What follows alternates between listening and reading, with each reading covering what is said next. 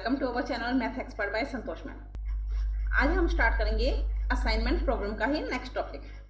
Last video में हम assignment problem के कुछ क्वेश्चन कर चुके हैं। असाइनमेंट प्रॉब्लम होती क्या है, उसके लिए मिनिमाइजेशन के क्वेश्चन, मैक्सिमाइजेशन के क्वेश्चन, ये सब हम कर चुके हैं। आज का टॉपिक है हमारा असाइनमेंट प्रॉब्लम का ही next part, travelling salesman problem, जो कि असाइनमेंट प्रॉब्लम का लास्ट टॉपिक है।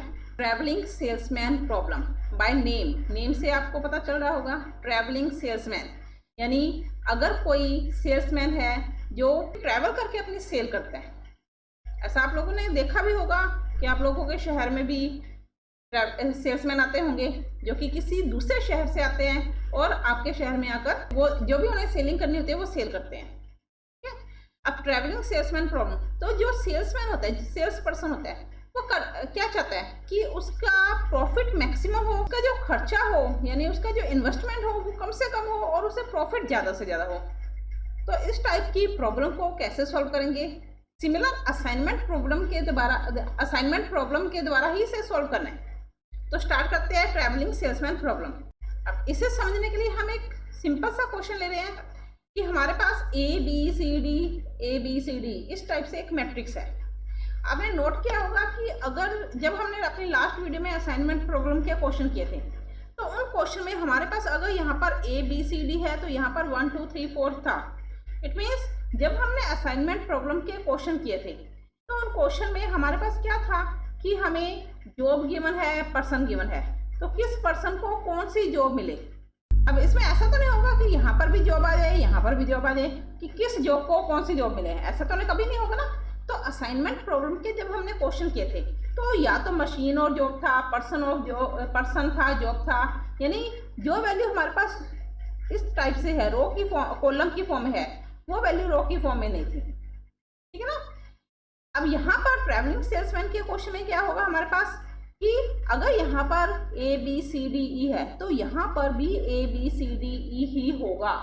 उसका रीजन क्या है कि जैसे फॉर एग्जाम्पल हम गंगानगर और बीकानेर दो सिटी ले रहे हैं। हमने यहाँ पर क्या लिया कि दो सिटी ली, एक तो गंगानगर ले लिया और दूसरा बीकानेर ले लिया। ओके, अब किसी भी सेल्समैन को जो सेल्स पर्सन है वो गंगानगर से है, उसे बीकानेर तक जाना है, अपनी जो भी सेल करने के लिए उसे बीकानेर तक जाना है। अब गंगानगर से बीकानेर तक जाने के अलग अलग वे होंगे। कोई भी शहर मान लिया, एज्यूम कर लिया हमने, यहाँ से यहाँ तक बीकानेर तक जाने के अलग अलग वे होंगे। लेकिन सेल्स पर्सन ये होता है, एक रास्ता डायरेक्ट बीकानेर जाने का ले लिया, दूसरा रास्ता मान लिया कि इस तरह से मूव करके यहाँ पर बीकानेर आ रहा है, इस तरह से अलग अलग वे होंगे। लेकिन सेल्स पर्सन कौन से रास्ते से गंगानगर से बीकानेर जाएगा? सेल्स पर्सन वो रास्ता सेलेक्ट करेगा जहाँ पर उसे मिनिमम कॉस्ट देनी पड़े, उसकी कॉस्ट मिनिमम हो, वो वे सेल्स पर्सन चूज करेगा। उसे प्रॉफिट ज़्यादा से ज़्यादा हो लेकिन उसकी जो कॉस्ट हो वो मिनिमम हो। ऐसा ही होगा ना कि हम कुछ भी करना चाहते हैं तो हम ये सोचते हैं कि हमारा खर्चा कम से कम हो और हमारा प्रॉफिट ज़्यादा से ज़्यादा हो जाए। तो इस टाइप की, अब गंगानगर से बीकानेर जाना है तो अगर वो गंगानगर से बीकानेर जा रहा है, मान लिया बीच में कोई शहर आ रहे हैं हमारे पास, एज्यूम कर लिया हमारे पास A1 A2 A3 ये 3 सिटी आ रही हैं, यानी वो डायरेक्ट बीकानेर भी जा सकता है, गंगानगर से A1 जाकर बीकानेर जा सकता है, A1 से A2 जाकर फिर बीकानेर जा सकता है। इस तरह से वो अलग अलग वे से जा सकता है।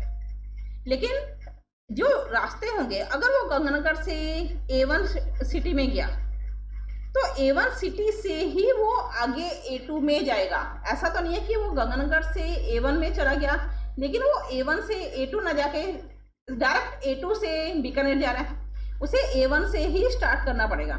इसलिए इन क्वेश्चन में अगर यहाँ पर A B C D है तो यहाँ पर भी A B C D होंगे कि अगर किसी सेल्स पर्सन ने A से B का रास्ता कवर किया तो वो नेक्स्ट जो रास्ता होगा, नेक्स्ट जो वे होगा वो B से ही स्टार्ट करेगा।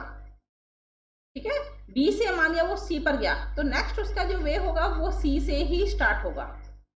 आ रहा समझ में आपको?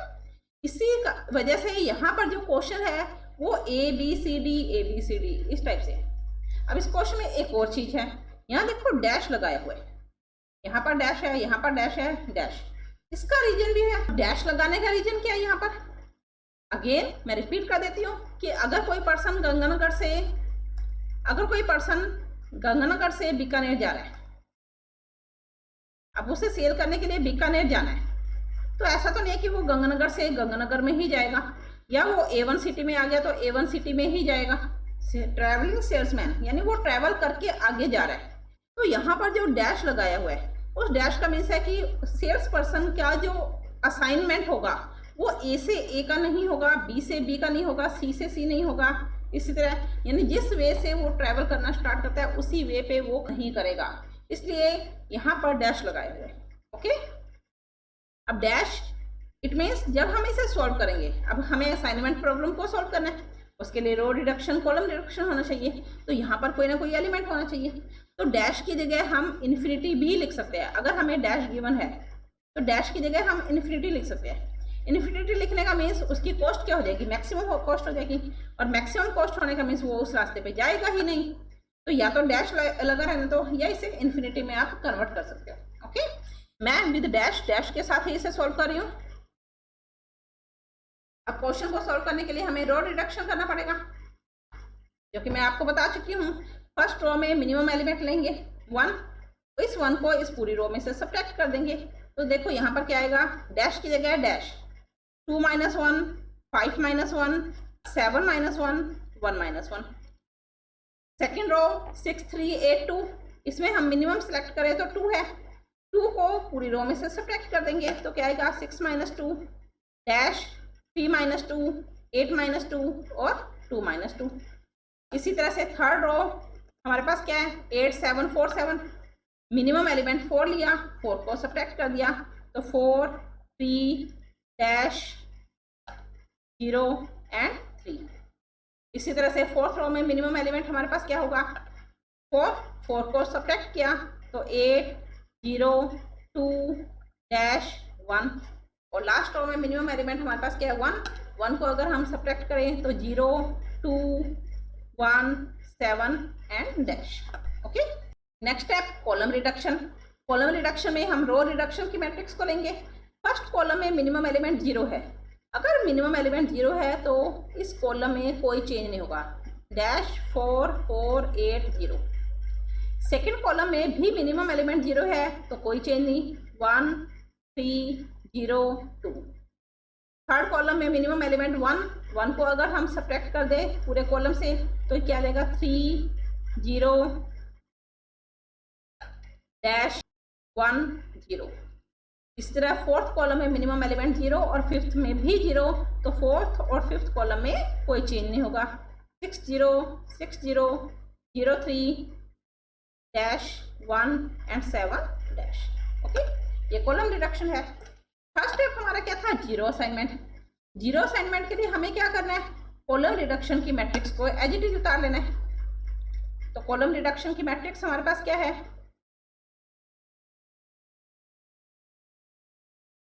कॉलम रिडक्शन की मैट्रिक्स को एज इट इज उतार लिया। जीरो असाइनमेंट के लिए हमें क्या करना है, फर्स्ट रो से स्टार्ट करेंगे। फर्स्ट रो में हम चेक करेंगे सिंगल जीरो है या नहीं है। फर्स्ट रो में हमारे पास एक ही जीरो है, तो हमने इस जीरो को सिलेक्ट कर लिया। किस कॉलम में ये जीरो आई, यहाँ पर लास्ट कॉलम यानी फिफ्थ कॉलम में। फिफ्थ कॉलम में इस जीरो के अलावा अगर कोई और जीरो है तो उस पर क्रॉस कर दिया। सेम मेथड कर रहे हैं ना। इसी तरह से सेकंड रो में सिंगल जीरो रह गई, बॉक्स लगा लिया। इस कॉलम में चेक किया, अगर कोई और जीरो है तो क्रॉस कर दिया। थर्ड रो में हमारे पास अगेन सिंगल जीरो है, इस कॉलम में चेक किया, कोई जीरो नहीं है। नेक्स्ट फोर्थ रो में भी सिंगल जीरो है और फिफ्थ रो में भी सिंगल जीरो है। ओके, अब यहाँ पर देखो जितनी भी रो या कॉलम थी, हर रो और कॉलम में बॉक्स की जीरो आ गई। It means question complete. अब इतना आसान क्वेश्चन तो होगा नहीं, ट्रैवलिंग सेल्समैन का क्वेश्चन है। तो अब यहाँ देखो इसका सॉल्यूशन क्या आया। इसका मीन्स क्या है कि किसी भी सेल्स पर्सन ने किसी एक जगह से अपनी ट्रैवल करना स्टार्ट किया। तो हमने मान लिया कि जो सेल्स पर्सन है उसने ए से ट्रैवल करना शुरू किया। वो ए से कहाँ तक आया, देखो ए से ट्रैवल किया तो वो ई पर आ रहा है। ए से ट्रैवल किया तो सेल्स पर्सन ई पर आ गया। अब जब कोई सेल्स पर्सन ई पर है तो वो ई से ही स्टार्ट करना शुरू करेगा, बी से तो नहीं कर देगा ना। तो ई से यहाँ से उसने स्टार्ट करना शुरू किया, तो ई से वो कहाँ पर आ गया, वापस ए पर आ गया। अब देखो कि सेल्स पर्सन ने ए से चलना स्टार्ट किया, वो ई पर आ गया, ई से वो वापस ए पर आ गया, तो ऐसा तो होगा नहीं। अब हम बी से स्टार्ट करते हैं। हमने मान लिया कि सेल्स पर्सन ने बी से चलना शुरू किया, बी से चल के वो कहाँ पर आ गया, सी तक आ गया। फिर सी, अगर वो सेल्स पर्सन सी पर है तो सी से ही चलना शुरू करेगा, सी से वो कहाँ पर आ गया, डी पर आ गया। अब डी से चलना शुरू करेगा तो वो वापस बी पर आ गया। यानी अगर सेल्स पर्सन ए से चलना स्टार्ट करता है तो वो सिर्फ ए से ई जा रहा है और ई से वापस ए पर आ रहा है। अगर वो बी से चलना शुरू कर रहा है तो बी से सी, सी से डी, डी से बी पर आ गया। यानी यहाँ पर उसने बी, सी और डी को कवर नहीं किया और यहाँ पर ए और ई को कवर नहीं किया।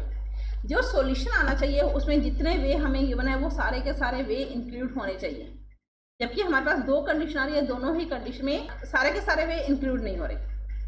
तो इसके लिए हम दो कंडीशन आ रही है तो हम दो अलग अलग केस बनाएंगे, फिर हम चेक करेंगे कि सेल्स पर्सन का वे कौन सा होगा।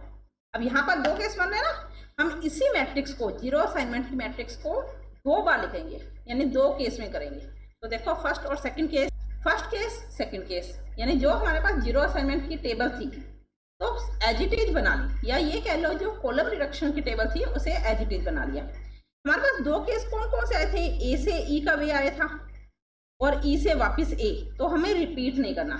दूसरा वे हमारे पास क्या था, बी से सी का वे था, सी से डी का वे था, डी से वापस बी का। तो हम यहाँ पर जीरो असाइनमेंट में क्या करेंगे, ए से ई का वे, तो ए से ई ये हमने वे सिलेक्ट कर लिया। अब इसका मीन्स क्या कि सेल्स पर्सन ने ए से चलना स्टार्ट किया और वो ई पर आ गया। अब वो ई से चलना स्टार्ट करेगा।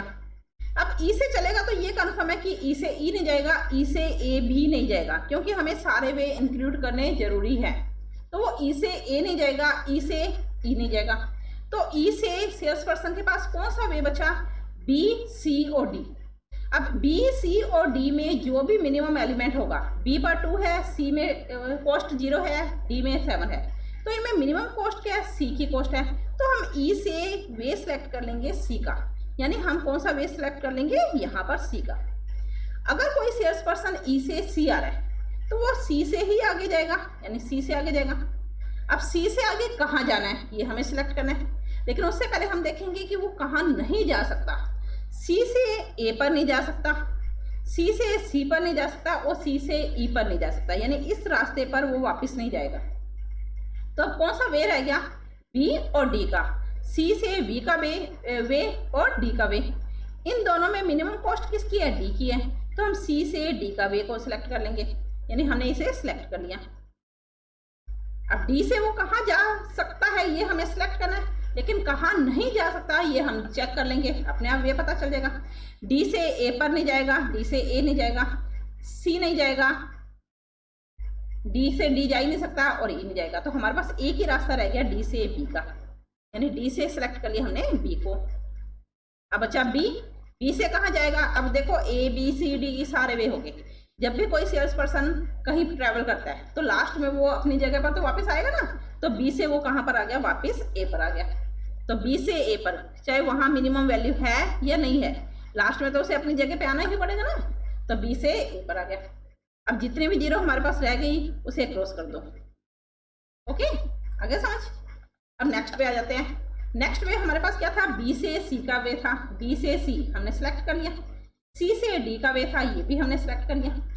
लेकिन जो हमने अभी पीछे किया था, डी से वापस बी पर आ रहा है, तो डी से बी पर नहीं जाएगा। अब डी से कहाँ कहाँ नहीं जा सकता, डी से बी पर नहीं जा सकता, यानी ये कैंसिल हो गया। सी पर नहीं जा सकता, डी से डी पर, तो वे कौन सा बचा, सिर्फ ए और ई का। ए और ई में मिनिमम कॉस्ट किसके लिए, ई के लिए, तो हम डी से ई का वे सिलेक्ट कर लेंगे। ओके, अब ई से कौन सा वे रह गया, देखो सिर्फ ए रह गया, ई से बी नहीं जा सकते, सी नहीं जा सकते, डी और ई नहीं जा सकते, तो ई से कौन सा वे बचा, ए का, ई से ए का वे। अब ए सारे वे इंक्लूड हो गए, यानी सेल्स पर्सन लास्ट जगह पे पहुंच गए ना अपनी, तो लास्ट ए से वो कहाँ पर आ जाएगा, वापस बी पर आ जाएगा, ए से बी पर आ गया। इसके अलावा जो भी जीरो हमारे पास थी उन्हें क्रॉस कर दो। आगे समझ में। अब इन दोनों में से आंसर कौन सा होगा ये भी हमें चेक करना है। हमें मिनिमम कॉस्ट फाइंड करनी है, हम इनकी कॉस्ट लिख लेते हैं। ए से ई के वे पर अगर कोई सेल्स पर्सन जा रहा है तो उसकी मिनिमम कॉस्ट कितनी है वो हम क्वेश्चन से चेक करेंगे। हमारे पास कौन सा व्यय था, ए से ई का व्यय था 1, तो मिनिमम कॉस्ट कितनी है उसकी, ए से ई के लिए 1। ई से सी की कॉस्ट कितनी होगी, ई से सी की कॉस्ट 2, तो यहाँ पर क्या देगा 2। सी से डी की कॉस्ट चेक करेंगे, सी से डी की कॉस्ट कितनी है हमारे पास 4, तो यहाँ पर क्या देगा 4। डी से बी, बी से ए की कॉस्ट, डी से बी 4 और बी से ए 6, 4 और 6, तो यहाँ पर क्या देगा हमारे पास 4 + 6, इनका टोटल कितना हुआ 2 और 1 3, 3 और 4 7, 7 और 10 17। इसी तरह यहाँ पर ये मिनिमम कॉस्ट। इसी तरह यहाँ पर हम कॉस्ट फाइंड करेंगे बी से सी। बी से सी की कॉस्ट है हमारे पास 3, सी से डी की कॉस्ट है 4, 3 और 4, 3 + 4।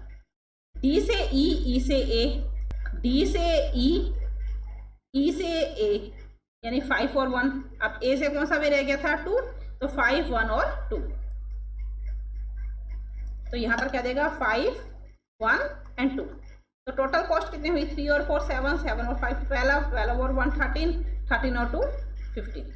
अब मिनिमम आंसर 17 और 15 में से 15 है, तो हमारे पास मिनिमम कॉस्ट कौन सी हो जाएगी 15 हो जाएगी।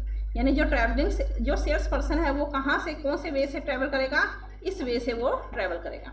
ओके, आगे समझ में क्वेश्चन में कोई डाउट हो तो आप मुझे कमेंट कर सकते हो। अगर आपको किसी भी स्टेप में कोई डाउट है, कुछ भी समझ में नहीं आया, तो आप मुझे कमेंट कर सकते हो। इसी से रिलेटेड एक और क्वेश्चन है जिसे आप ट्राई करोगे ताकि आपको कंफर्म हो जाए कि आपको समझ में आया या नहीं आया। तो इस क्वेश्चन को आप खुद ट्राई करोगे। अगर आपसे सॉल्व ना हो, मैं फिर से कह रही हूँ, आपको असाइनमेंट प्रॉब्लम के किसी भी क्वेश्चन में कोई भी डाउट हो तो आप मुझे कमेंट कर सकते हो। इस क्वेश्चन को आप ट्राई करोगे, सॉल्व करने की कोशिश करना। आई होप अगर आपको ट्रैवलिंग सेल्समैन का क्वेश्चन समझ में आ गया तो आप इस क्वेश्चन को कर सकते हो। फिर भी अगर आपको किसी भी स्टेप में कोई डाउट हो तो आप मुझे कमेंट कर देना। अगर आपको आज का लेक्चर अच्छा लगा तो आप इसे लाइक करें, शेयर करें, सब्सक्राइब करें और बेल आइकन पर क्लिक करें ताकि मेरा नोटिफिकेशन आप तक पहुंच सके। धन्यवाद। मिलते हैं नेक्स्ट वीडियो में एक नए चैप्टर ट्रांसपोर्टेशन प्रॉब्लम के साथ।